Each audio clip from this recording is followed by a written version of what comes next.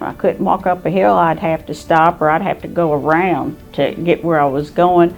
I walked my little dog about two to three times a day. I would have never got to walk her like I do now. Hello, my name is Vicki Featheringill. I've had 2 knee replacements with Dr. Greene. I'm so happy that I got to have him to do my knee replacements. The reason I went and got it done, they was giving me shots in my knees about every 3 months, and it wasn't helping much.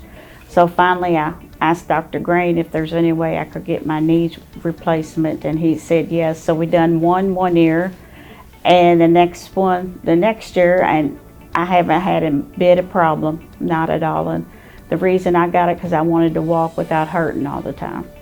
He's a very nice man. I couldn't ask for a better doctor. He explained everything to me, how the part was gonna fit. He got great bedside manners. We joked and stuff before the procedure, and then we joked after the procedure.